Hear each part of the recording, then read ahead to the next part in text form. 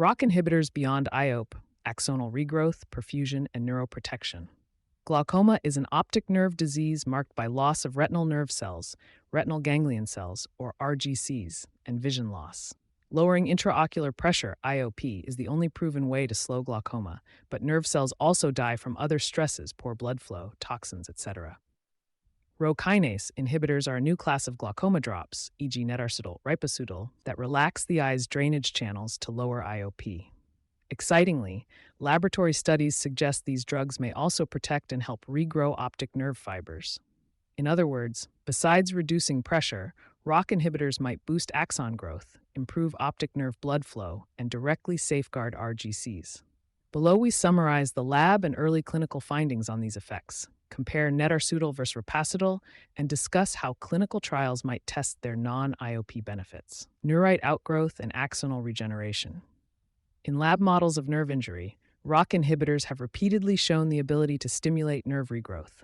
For example, in rodents with optic nerve crush, daily topical ripasudil greatly increased the number of regenerating RGC axons compared to no treatment.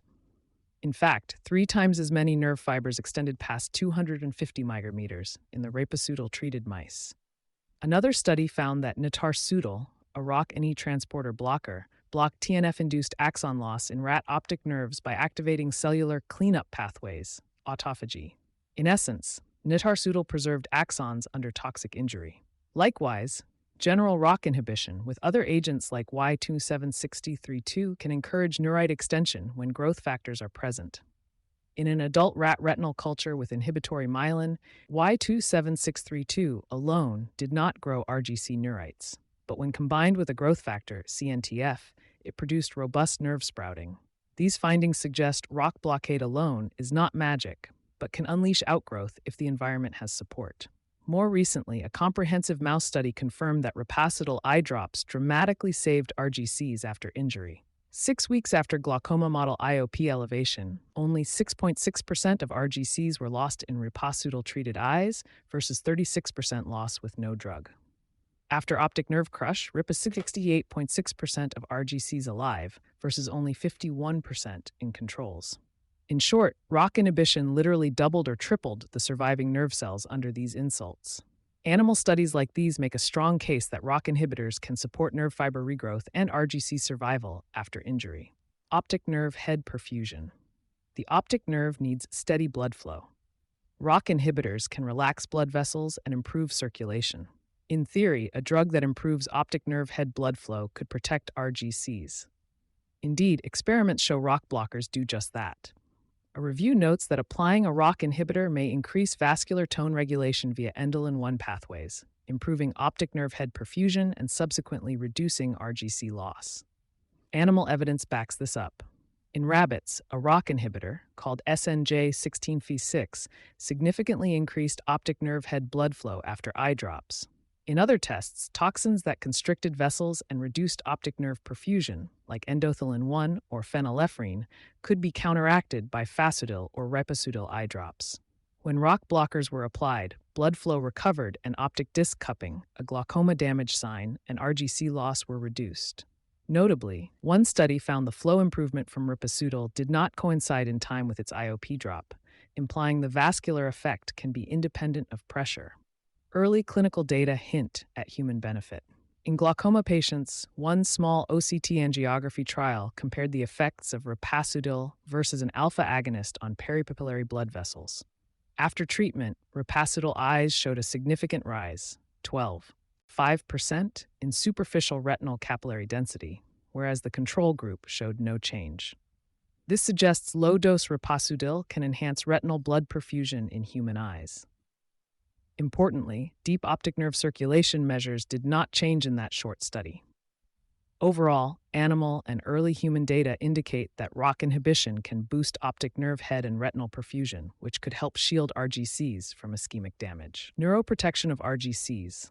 Laboratory studies consistently show ROC inhibitors can protect RGCs directly, beyond any blood flow effect.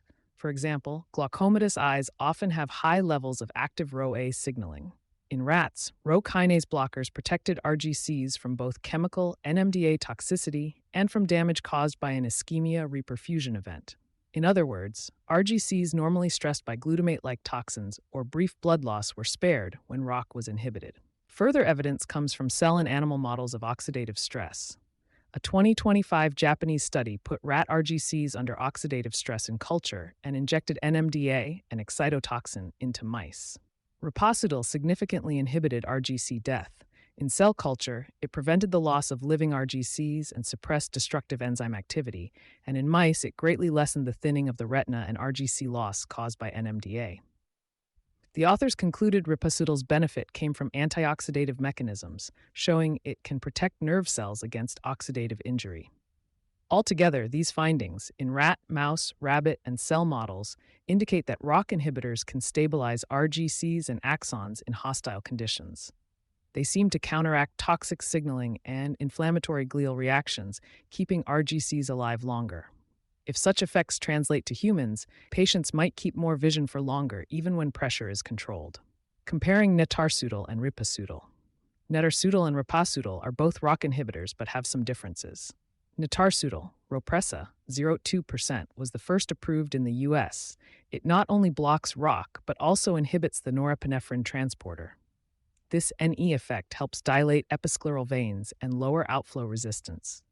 Ripasudil, 0.4%, is used in Japan and parts of Asia. It has a very low molecular weight and potently relaxes conventional outflow tissue. Netarsudil can cause more conjunctival hemorrhages, small bleeds, because of its venous effect, while ripasudil commonly causes redness, hyperemia. Dosing also differs. Netarsudil is given once daily, often at bedtime to minimize redness. Ripasudil is typically given twice a day, morning and evening. Whether the dosing schedule affects neuroprotection is unproven. In animal studies, higher concentrations or continuous exposure may be needed for nerve effects. For example, one mouse study used 2% ripasudil drops daily. Human trials to date have focused on IOP lowering and used the approved regimens.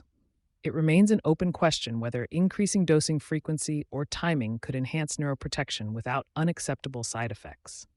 Importantly, not all ROCK inhibitors act the same. In optic nerve injury models, fasudil, a less potent ROCK, did not promote regeneration, while Y27632 did.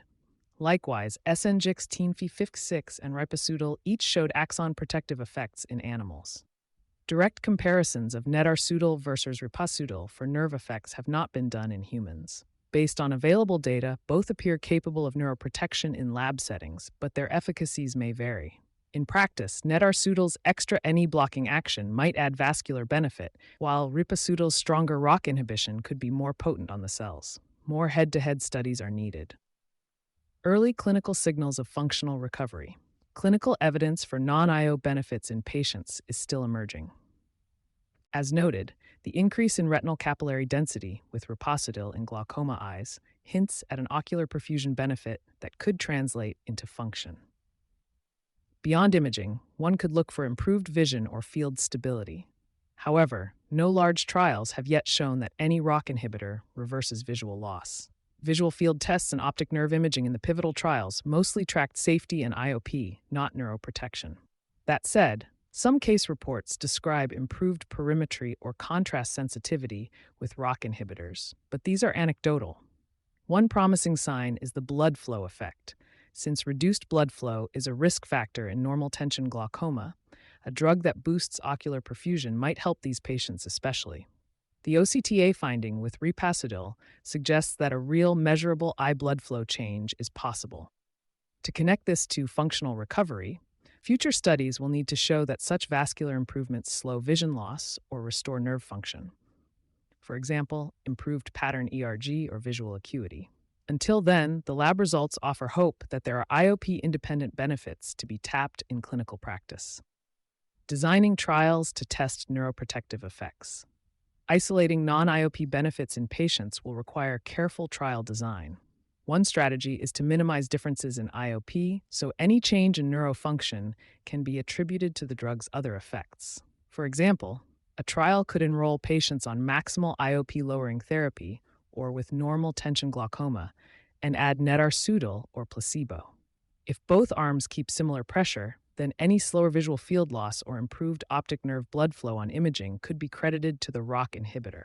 Another idea is a crossover design.